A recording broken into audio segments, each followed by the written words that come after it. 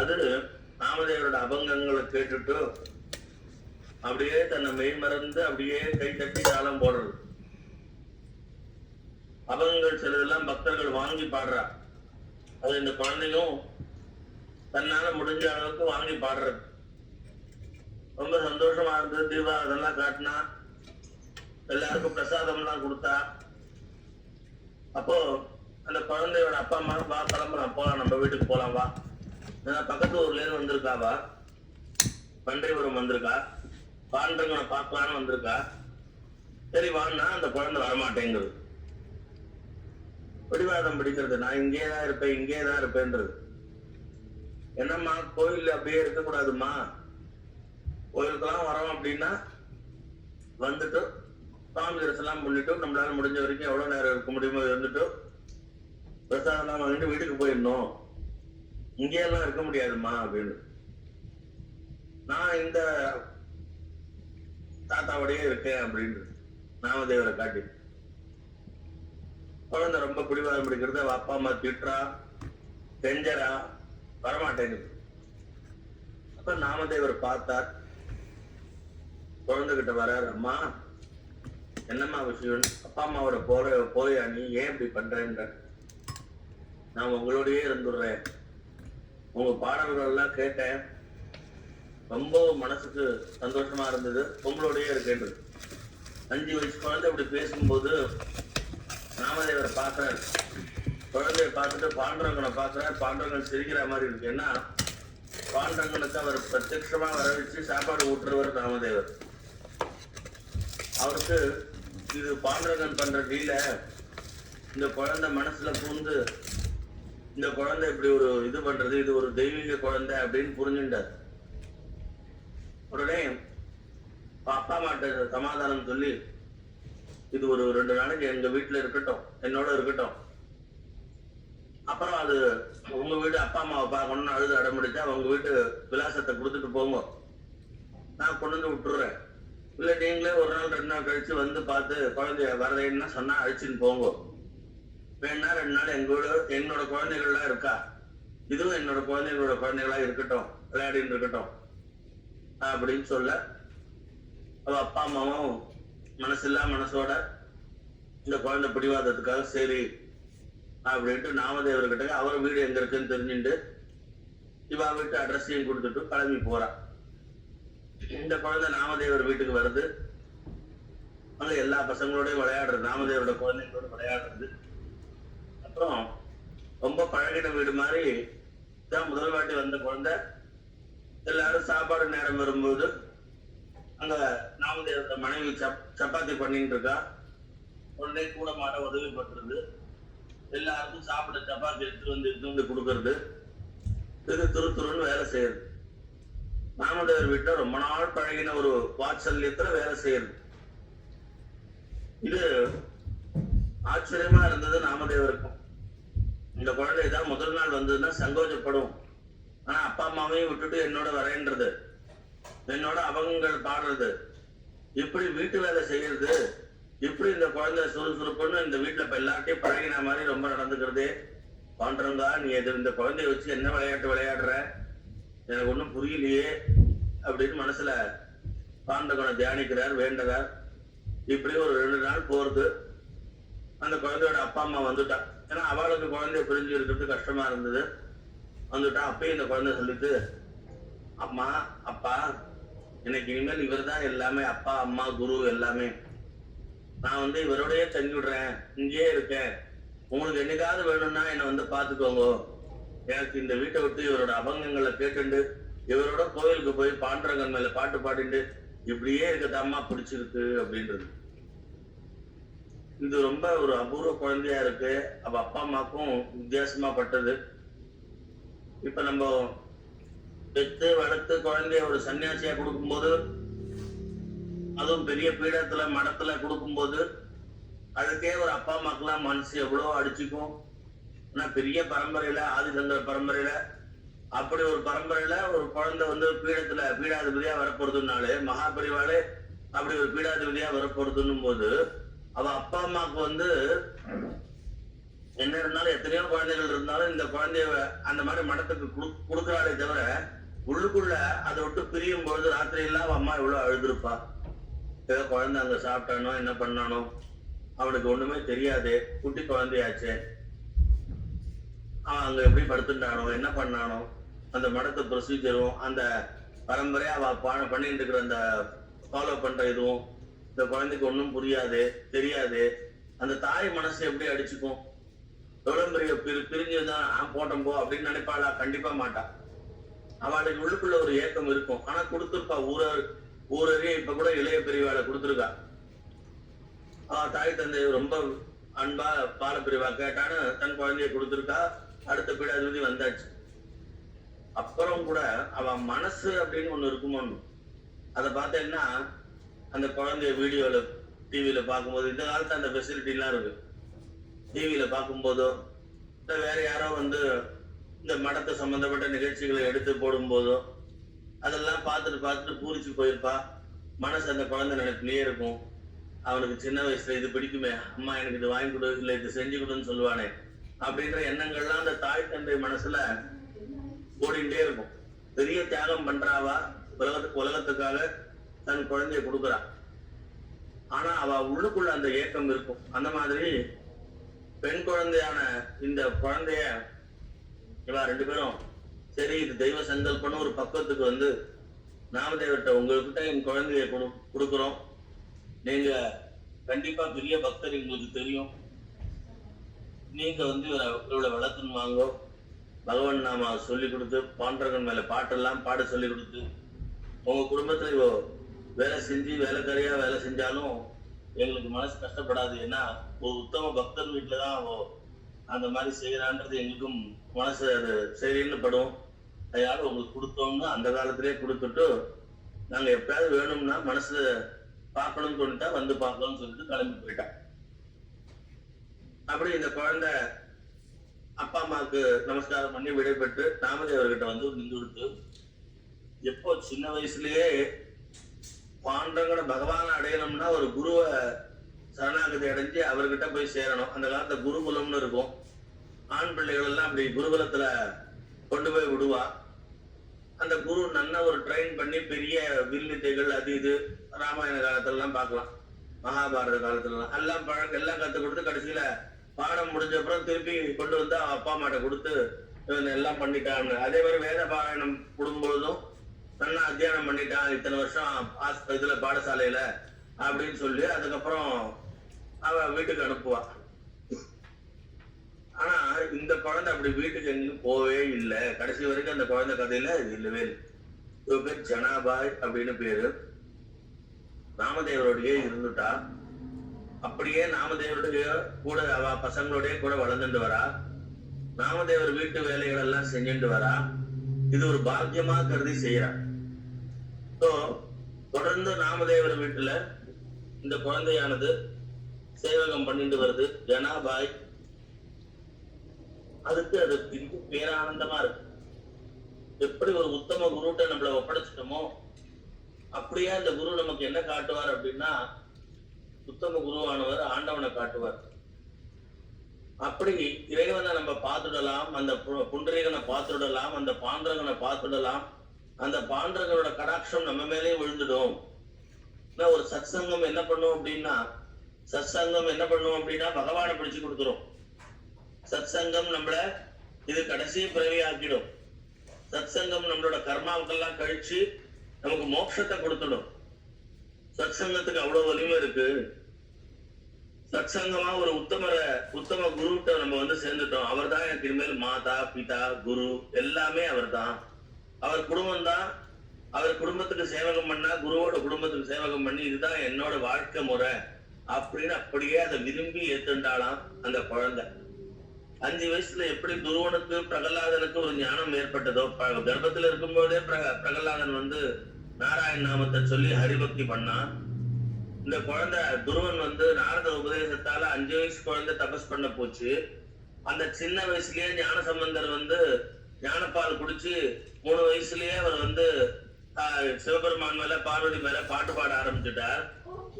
இப்படி அறிவெல்லாம் பதவி பூர்வ புண்ணியஸ்தானத்துல இருக்கும் பொழுதுதான் இது உயர்ந்தது, இது தர்மம், இதை தவிர வேற எதுவும் வசதி இல்லை அப்படின்னு திடமா நம்ம மனசுல ஒரு வைராக்கியம் ஏற்படுறதுக்கு பூர்வத்துல நம்ம இறைவன் நாமாவை சொல்லி தவிச்சுட்டு இருந்தா இந்த வயசுல சின்ன வயசுல இருந்தே பால்யத்துல இருந்தே அதுல ஒரு ருச்சி ஏற்பட்டு அதுல நம்ம ரொம்ப ஈடுபாடோட இருக்கும். அப்ப இந்த ஜென்மத்துல பண்றது அடுத்த ஜென்மத்துக்கு அது இந்த ஜென்மம்ன்றது பூர்வமான ஜென்மம்.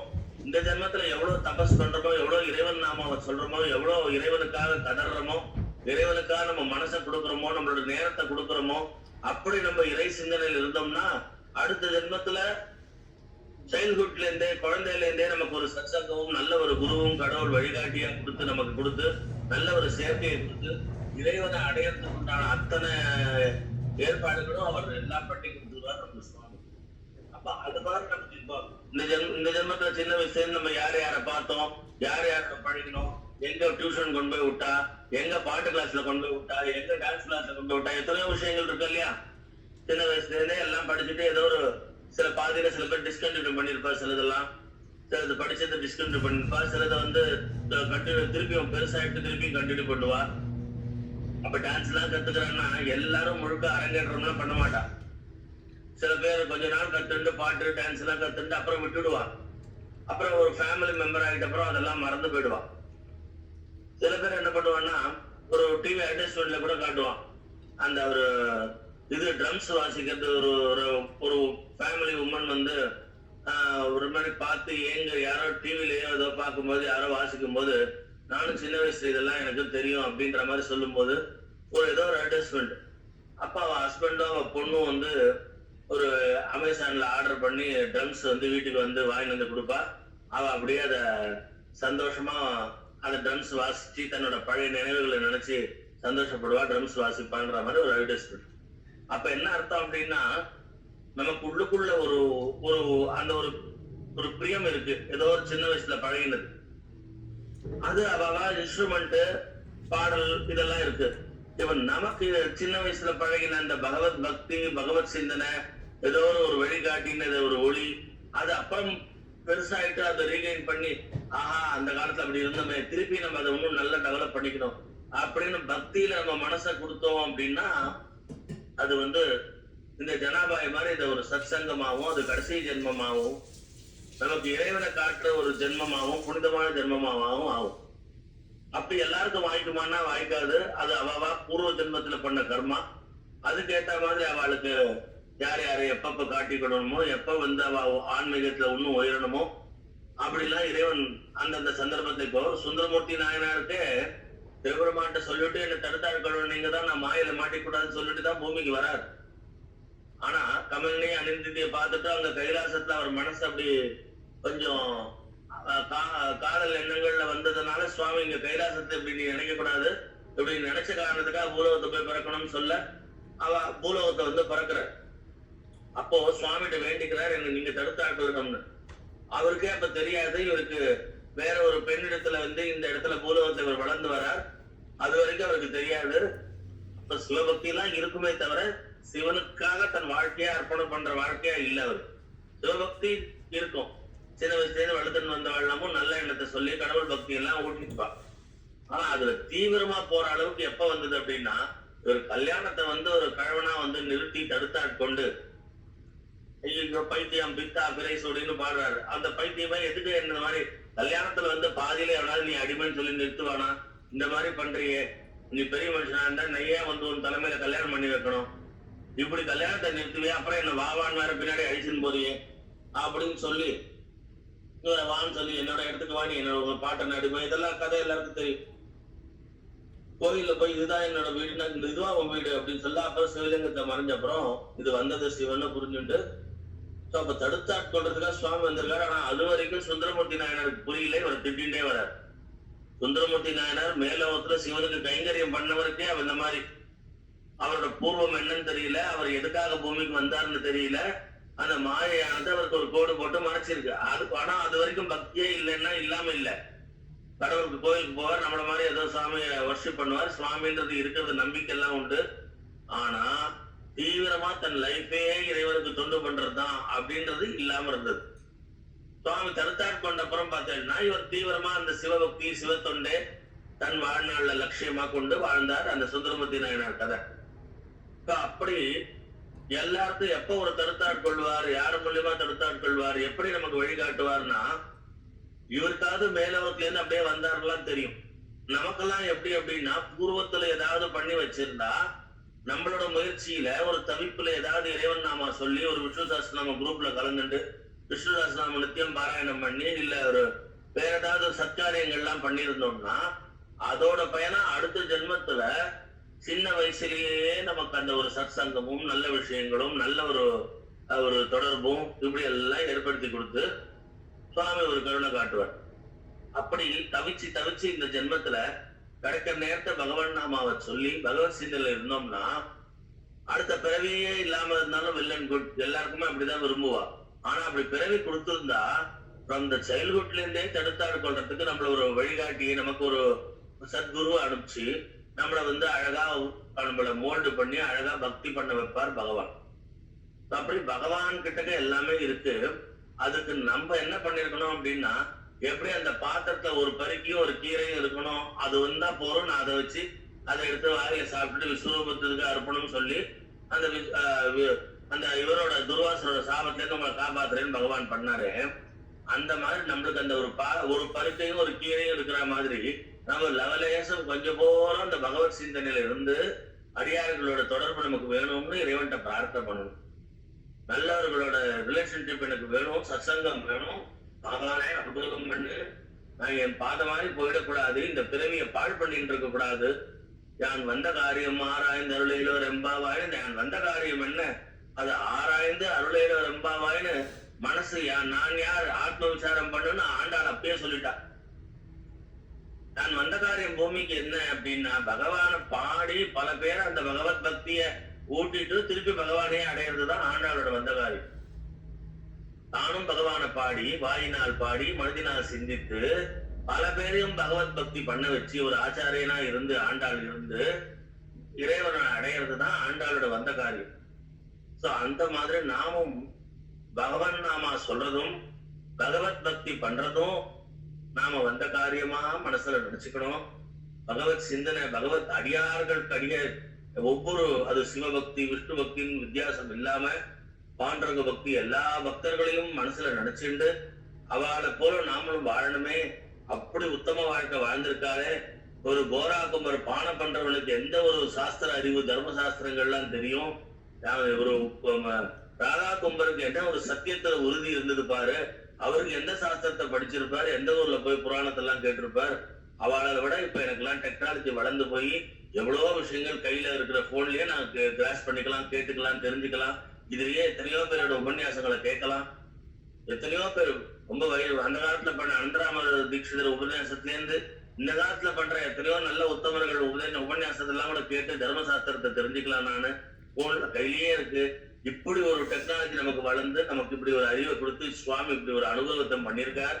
இதை யூஸ் பண்ணிட்டு எவ்வளவுக்கு எவ்வளவு பகவத் சிந்தனை பகவான் நாமா சொல்றோமோ, சத் விஷயங்கள்லயே மனசு லயிச்சு இருக்குமோ, அப்படி நம்மளோட முயற்சி நம்மளோட உண்மையான பிடிப்பு அது இருந்ததுன்னா கண்டிப்பா நமக்கு ஒரு பிறவின்னு ஒண்ணு வச்சான்னா அந்த பிறவியில பிறக்கும் பொழுதுல இருந்தே நம்ம ஒரு ஞான சம்பந்தரா, நம்ம ஒரு உத்தம பக்தனா, பகவத் சிந்தனையில உள்ளவாளா அப்படியே ஒரு சூழ்நிலையும் நமக்கு ஏற்படுத்தி கொடுத்து அப்படியே பந்துக்களையும் ஏற்படுத்தி கொடுத்து அப்படி பகவத் சிந்தனை பகவன் நாமா சொல்றது இதுதான் என் வாழ்க்கை, என் மூச்சு, என் பேச்சுன்ற மாதிரி இருந்து அப்படி நம்மள உயர்த்துற அளவுக்கு சுவாமி அப்படி அனுகிரகம் பண்ணுவார். அப்போ நம்மளோட தவிப்பு இருக்கணும், எண்ணங்கள் அதை நோக்கி இருக்கணும். அப்ப நம்மளுக்கு கிடைக்கிற கையில இருக்கிற நேரத்தை இப்ப நம்ம அந்த மாதிரி சிந்தனை செயல்படுத்தணும். நமக்கு ஒரு 24 hours இருக்கிற மாதிரிதான் ஒரு உத்தம பக்தருக்கு 24 hours. அவ அந்த 24 hours எப்படி தெய்வ சிந்தனையிலேயே மூழ்கி இருக்கா. ஒரு துணிய பக்கெட் நிறைய தண்ணி இருக்கு, ஒரு டவல் பக்கெட் நிறைய தண்ணி இருக்கு, ஒரு டவல் நல்லா மூழ்கி போயிடும். அப்படி அதுல உள்ள போட்டா நல்லா மூழ்கி போயிடுது. அப்படி அவ பகவத் சிந்தனையில மூழ்கி கிடக்குறா. சோ பக்கெட் நிறைய தண்ணி, அதுல அந்த டவல் எப்படி நல்லா மூழ்குமோ அந்த மாதிரி. இப்ப பக்கெட்ல ஒரு சோப்பு ஒரு டம்ளர் தான் தண்ணி அப்படின்னா துணி முழுக்க நனையாது. அதுல அங்க எங்க கொஞ்சோண்டு தான் ஈரம் பட்டிருக்கும். ஒரு டம்ளர் தண்ணி ஒரு பக்கெட்ல விட்டுட்டு ஒரு டவலை போட்டோம்னா அதுல எங்க ஓரத்துல கொஞ்சம் ஈரமா இருக்கும், இல்லைன்னா அவ்வளவுதான் தண்ணி இருக்கு, தண்ணி போறல. பக்கெட் நிறைய தண்ணி, அதுல வந்து ஒரு துண்டை போடுறேன் அப்படின்னும் போது நன்னா மூழ்கி இருக்குமே. அப்படி பகவத் சிந்தனை, பகவன் நாமா பக்தர்களை பத்தி நினைப்பு, அப்படி பக்கெட் நிறைய நிறைஞ்சிருக்கு. நம்மள அப்படியே அது உள்ள போட்டு முழுகிறோம், டவல் மாதிரி நம்மள அது நன்னா மூழ்கி இருக்கும். நம்ம முழுக்க பூர்ணமா பகவன் நாமாவும் பக்தர்களை பத்தியுமே தான் நம்மளோட நினைப்பு. படுத்துக்கும் போதும் வரும், சொப்பனத்திலையும் வரும், பக்தர்கள் கனவு தான் வரும். எப்பயும் நம்மளோட பேச்சும் மூச்சும் பக்தர்களை பத்தியும் மகான்களை பத்தியும் இப்படியே தான் இருந்தோம். அப்படி நம்மளை வந்து நம்ம உருவாக்கிக்கணும், செயல்படுத்திக்கணும். கொஞ்சம் போற நம்ம முயற்சி பண்ணா பகவான்களும் மகான்களும் நம்மளை நோக்கி வந்து இன்னும் நம்மள நிறைய ட்ரெயின் பண்ணி இன்னும் நிறைய நமக்கு சத்விஷயம் பண்ற மாதிரி அனுகிரகம் பண்ணுவோம். கொஞ்சம் போற நம்ம பண்ணணும்னு ஒரு ஆசைப்படணும். புலி உன் பங்குக்கு முயற்சி கொஞ்சம் போறோம், மீதி சுவாமி அனுகிரகம் பண்ணுவார். நமக்கு ஆசைப்படுறான் குழந்தை நல்ல விஷயத்துக்கு சத்சங்கத்தை அவனுக்கு அமைச்சு கொடுக்கணும்னு அனுப்பிச்சு. இப்படி இந்த ஜனா என்ன பண்றான்னா, எனக்கு வேற எந்த பந்தம் வேணாம், இந்த பிறவில ஈண்டெடுத்த மாதா பிதா கூட அப்புறம்தான் எனக்கு இந்த குரு கடாட்சம் கிடைச்சிடுச்சு, இவர் தான் எனக்கு மாதா பிதான்னு நாமதேவர் பாதத்துல அப்படி தன்னை ஒப்படைச்சுட்டா. இது இந்த குழந்தைக்கு இப்படி ஒரு செலக்ஷன் பண்றதுக்கு எப்படி ஒரு புத்தி வந்தது? இவர்கிட்டயே பார்த்த மாத்திரத்திலேயே இவர்கிட்டயே நம்ம இருக்கணும்ன்றது தோணித்து. அது எப்படி அந்த குழந்தைக்கு தோணித்து அப்படின்னா, எல்லாம் அந்த பாண்டவங்களோட கிருபை, பாண்டவங்களோட ஆசீர்வாதம், அவளோட முன்ஜென்ம கர்மா சத்கர்மாவானால இப்படி ஒரு உத்தமர்கிட்ட வந்து அவ ஒட்டின்ட்டான். ஆனா அவ வீட்டுல வந்து அவர் நல்லா வேலை வாங்கினா, நல்லா எல்லாரும் வேலை வாங்கினா. ஆனா கொஞ்சம் கூட சலிக்காம செஞ்சார். ஏன்னா இது வந்து ஒரு சத்சங்கம், ஒரு மகானோட சேர்க்கை. அது ஈஸியா கிடைச்சிடுமா? நிறைய அப்ஸ் அண்ட் டவுன் இருக்கும். ஒரு பெரிய விஷயத்தை அச்சீவ் பண்ணும்போது பல சோதனைகள் இருக்கத்தான் இருக்கும். அப்ப ஒரு மகானோட சேர்க்கை இருக்கும் பொழுது அவரோட அது வந்து உடனே லாபகமா உடனே பழமொழி பால்ல விழுந்ததுன்ற மாதிரி அவ்வளவு ஈஸியா கிடைச்சிருக்குன்னா அந்த மகானோட சேர்க்கை கிடைச்சதோட அருமை நமக்கு தெரியாம போயிடும். ஒரு பெரிய சத்சங்கம் கிடைச்சதுன்றதோட அருமையே தெரியாம போயிடும். அப்ப பலவிதமான வேலைக்காரி மாதிரி வேலை வாங்கி அப்படி அவ வேலை பண்ணும் பொழுதும் அது அவளுக்கு அந்த நாமதேவரோட அபங்கம் அவர் சொல்ல ஆரம்பிச்ச உடனே, காதல கேட்ட உடனே அத்தனை கலப்பும் நீங்கி அவளும் கூட வந்து அந்த அவர் ஒரு வாட்டி சொல்ல இவ பதிலுக்கு திருப்பி ரிப்பீட் பண்ண அப்படி பாட ஆரம்பிச்சிடுவாங்க. இப்படி பகவானோட அபங்கங்களை பாட பாட பாட பாட அவளுக்கு கலைப்புன்னா என்னன்னே தெரியாது. இவர் பாடி முடிச்ச அப்புறம் அதன் பிறகு வேலை செய்யும் பொழுதெல்லாமே அவர் பாடின அபங்கங்கள் எல்லாம் பாடுவாளாம். இப்படியே ட்ரெயின் ஆகி கொஞ்சம் கொஞ்சமா வளர்ந்துட்டு வரா. அப்புறம் பின்பாடு இவளுக்கே வந்து அந்த அபங்கம் பாடுற அந்த அனுபவத்தை பாண்டவன் பண்ண. இவளே சாணி தட்டின்னு இருக்கும்போது கூட வரட்டி தட்டின்னு இருக்கா. அப்ப இவளே பார்த்தா பாண்டவன் மேல இவளா ஓனா கிரியேட் பண்ணி பாட ஆரம்பிச்சுட்டா அபங்கம். எப்படி கம்பன் விட்டு கட்டு தெரியும் கவிப்பாடுன்னு சொல்ற மாதிரி நாமதேவரோட அபங்களை கேட்டு கேட்டு கேட்டு கேட்டு இவளுக்கே பாண்டவன் மேல அவனோட முகல் லாவண்யத்தை அப்படியே வர்ணிச்சு பாடுறான். அந்த பீதாம்பரதாரி அப்படியே வர்ணிச்சு பாடுறான். அவனோட கழுத்துல அந்த அவர் போட்டிருக்கிற இந்த மணிகள் எல்லாம் வர்ணிச்சு பாடுறான். அவனோட பாண்டவங்களோட மார்பில் இருக்கிற மச்சத்தை வர்ணிச்சு பாடுறான். வனமாலி வாசுதேவா அப்படின்னு பாட்டெல்லாம் இருக்கு இல்லையா? அப்படி இவ பாடுற பாடல்களானது அந்த சுவாமிய முழுக்க வர்ணிச்சு அப்படி ஈடுபாடோட இந்த ஜனா பாடுறா. அவரோட கோயிலுக்கும் போயும் பஜனையில கலந்துப்பான். நித்தியமும் ஜனா கோயிலுக்கும் வருவா. இந்த நாமதேவர் பாடுற பாடல்கள் பக்தர்கள் எல்லாம் கேட்பா. இவ முன்னா இருந்து அவரை அந்த பாட்டு அவர் பாடும்போது எடுத்து பாடுவா. இப்படி ஜனாவோட வாழ்க்கை ஒரு அருமையான வாழ்க்கையா வாழ்ந்துட்டு இருக்கான். பாண்டவன் பார்த்தா ஜனாவோட புகழ பெருமைய எல்லாரும் தெரிஞ்சுக்கணும்னு பாண்டவன் சங்கல்பம் பண்ணிட்டான். அதுக்கு முன்னாடி பக்தர்களுக்கு இவ்வளவு காட்டி கொடுக்கணும் அப்படின்ட்டு ஞானேஸ்வரர் முதலான பக்தர்கள் வந்து பன்றிபுரம் வரும்பொழுது பாண்டரங்கன் ஏதோ எழுதிட்டு இருக்கிற மாதிரி ஓலைச்சுவடியை வச்சுட்டு ஏதோ எழுதுற மாதிரி அவ கண்ணுக்கு பட்டது. டக்குன்னு ஞானேஸ்வரர் உள்ள நுழையவே அவர் பார்த்துட்டாரு. தெரிஞ்சப்புறம் தான் பாண்டரங்கன் வேணும்ட்டு டக்குன்னு அந்த ஓலைச்சுவடியை பின்னாடி மறைச்சு வைக்கிற மாதிரி கையை பின்னாடி வச்சு மறைச்சு வச்ச மாதிரி ஒரு லீல பண்ணார். ஆனா ஞானேஸ்வரர் பாண்டரங்கா இப்ப என்ன எழுதிந்த, இப்ப என்ன நீ வந்து மறைச்சு வைக்கிற, காட்டு காட்டு காட்டுன்ற. ஞானேஸ்வரர் என்ன பாண்டரங்களோட அம்சம் தான் அவர்.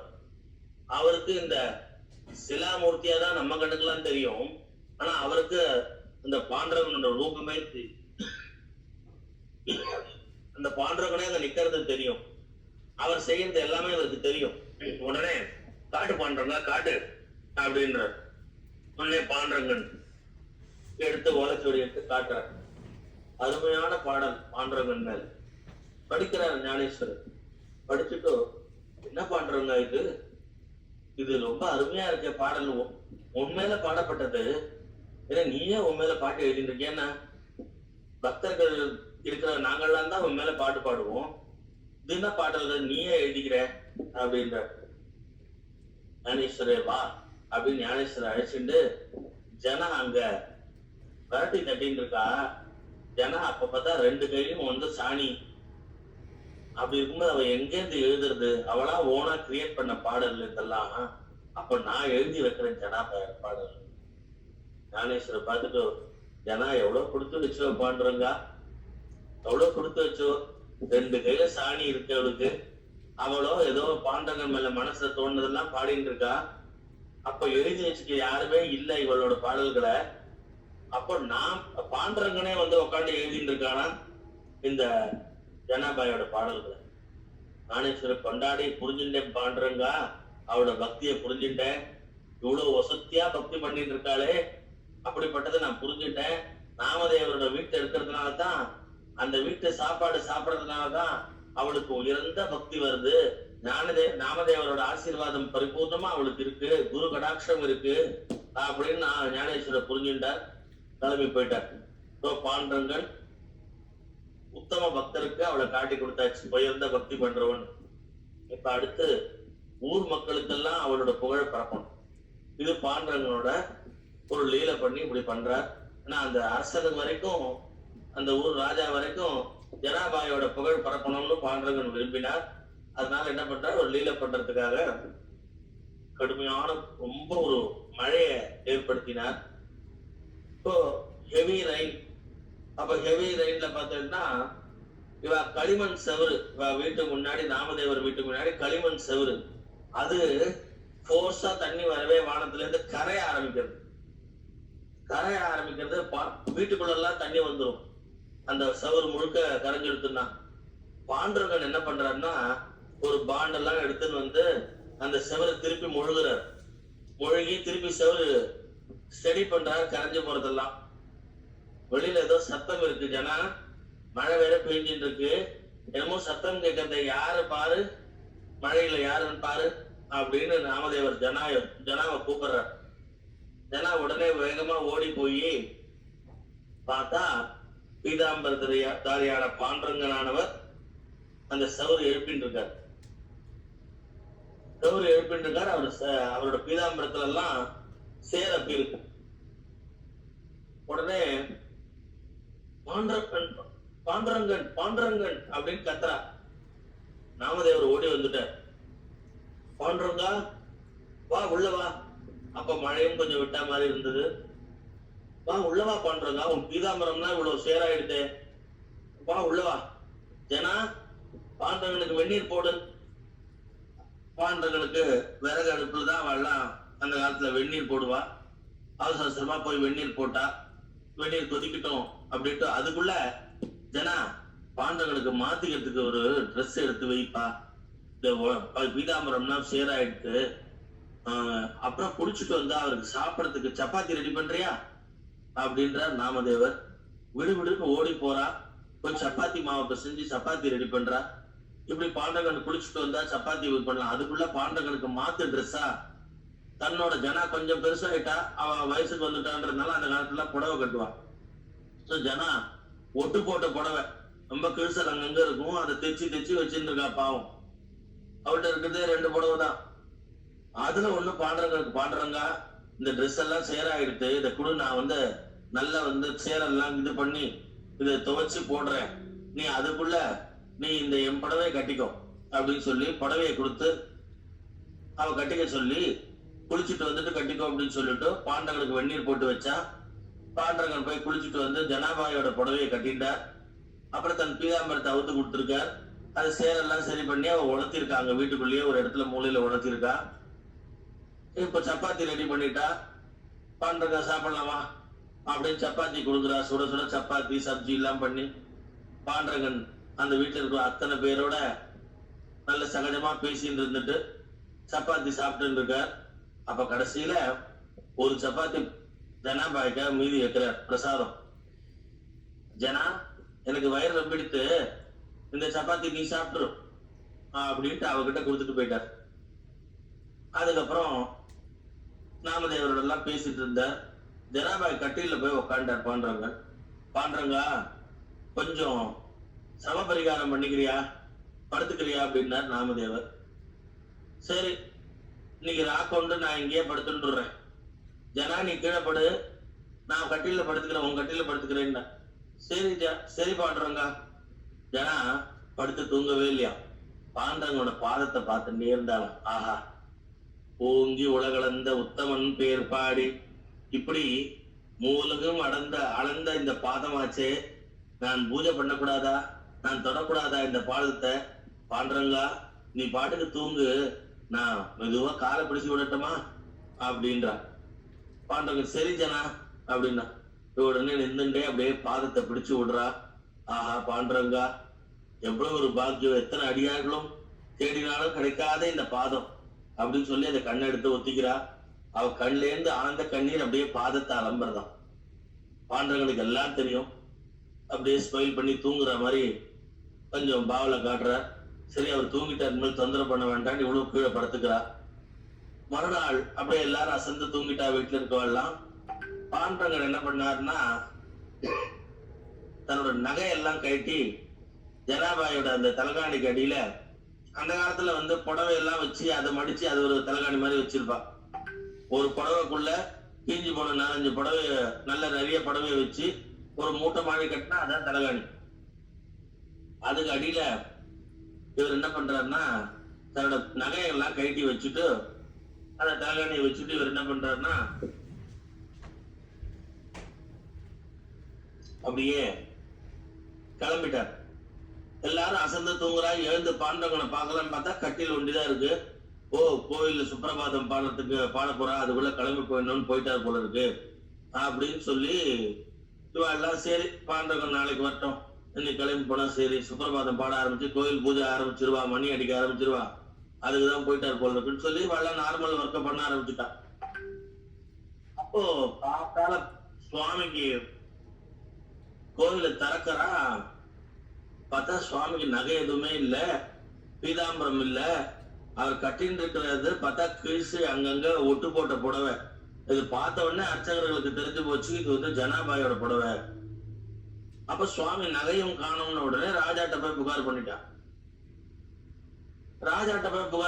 ராஜா உடனே அந்த ஜனாபாய் திருடுறதுக்கு பாண்டரங்க நகையை திருடிட்டு, தன்னோட பீதாம்பரத்தையும் திருடிட்டு தன்னோட புடவைய பாண்டரங்கனுக்கு கட்டிட்டு போயிருக்கா அப்படின்னு சொல்லி அவர் விசாரிக்காம அவளை ஹேங் பண்ணுங்கன்னு சொல்லிட்டார். அந்த காலத்துல எல்லாம் கோயில் நகையை திருடினா அந்த தண்டனை கடுமையா இருக்கும். போய் ஹேங் பண்ணுங்கன்னு ராஜா உத்தரவு போட்டுட்டார். ஆட்கள்லாம் வந்துட்டா, ஜனாபாயை பிடிச்சிட்டு போறா. ஜனாபாய் பாண்டரங்கான்னு கதறா. நாமதேவர் பார்த்தார், நேத்து வந்துட்டு போனவர் பாண்டரங்கன், இது ஒரு லீல. ஏன்னா அவரோட படுக்கையில தான் நகையை கண்டெடுத்தா வீரர்கள்லாம், அதனால அவதான் திருடின்ற முடிவு கட்டிட்டா. அப்போ இது பாண்டரங்கன் விளையாடுற விளையாட்டுன்னு சொல்லி அவர் நேர கோவில்ல போய் நம்ம பிரார்த்தனை பண்ணுவோம், மீதி பாண்டரங்கன் பார்த்துப்பான், அவனுக்கு தெரியும் அப்படின்னு சொல்லி அவர் பாட்டுக்கு நாமதேவர் போய் கோயில்ல போய் பஜனை பண்ண ஆரம்பிச்சுட்டார் பாண்டரங்கன் மேல. ஜனாபாய்க்கு இந்த மாதிரி ஊரறிய எல்லாரும் இந்த வீரர்கள்லாம் அழிச்சுன்னு போறதை பார்த்துட்டோம். ஜனங்கள்லாம் கூடிட்டா, ஐயோ இந்த பொண்ணுக்கு போய் இப்படி ஒரு கெட்ட பேரா, எவ்வளவு ஒரு உத்தமி, தன் அப்பா அம்மாவை கூட விட்டுட்டு இந்த பகவான் நாமாவை சொல்ற நாமதேவருடைய கூடிய வாழ்ந்தவோம், அவ வீட்டு வேலைக்காரியா வேலை செஞ்சவளாச்சே, இந்த குழந்தைக்கு போய் இந்த தண்டனையா? பாண்டரங்கா அவளோட வெறும ஜெயில கொண்டு போடல, அவளை தூக்கு போடணும்னு சொல்லியிருக்காளே, அது எவ்வளவு கொடுமையான தண்டனை. இந்த குழந்தை நல்ல குழந்தையாச்சுன்னு ஊர் மக்கள் எல்லாம் புலம்புறா. பாண்டுரங்கா அரசனுக்கு முன்னாடி நம்ம எல்லாம் செய்யறது ஒண்ணும் இல்ல, பாண்டரங்கனை கூப்பிடுவோம் எல்லாரும் சொல்லி ஜனங்கள் எல்லாரும் விட்டல பாண்டுரங்கா, ஜெய் ஜெய் விட்டல பாண்டுரங்கா, எல்லாரும் பாண்டுரங்க நாமத்தை சொல்றான். விடாம வைராக்கியமா பாண்டுரங்கா காப்பாத்து பாகிமாம் ரக்ஷமாம்னு கதறா. ஜனாபாயும் அழுத கண்ணீராவே இருக்கா. அப்படியே கழுமரம் கிட்டக்க போனா இவளுக்கு தூக்க போடுற அந்த கழுமரம் திடீர்னு பத்திட்டு எரியுது. அப்ப ராஜா நேரா அங்க வந்துட்டான். வந்து ஏன் இப்படி பத்திட்டு இருந்ததுன்னு தெரியலையே அப்படின்னு பார்க்கும்பொழுது அப்ப அசரீரியா பாண்டங்கன்னு சொல்றார். அசரீரின்னா வெறும் குரல் ஒன்றே கேட்கும், உருவம் தெரியாது. ராஜா, இவள் ஒரு குற்றமும் செய்யாதவள். நான் தான் நேத்து வீட்டுக்கு போய் என்னோட நகையெல்லாம் கட்டி வச்சு இவளோட புடவையை கட்டிட்டு வந்து என் பீதாம்பரத்தை கட்டி வச்சேன். என்னோட உத்தம பக்தரான நாமதேவருக்கே சேவகம் பண்ணி நாமதேவர் வீட்டுல வேலைக்காரியா வேலை செஞ்சுட்டு இருக்கிற ஒரு உத்தமி ஊரறிய இவளோட பக்தியை தெரிய வைக்கிறதுக்கு தான் நான் பண்ண விளையாட்டு இது அப்படின்றார்.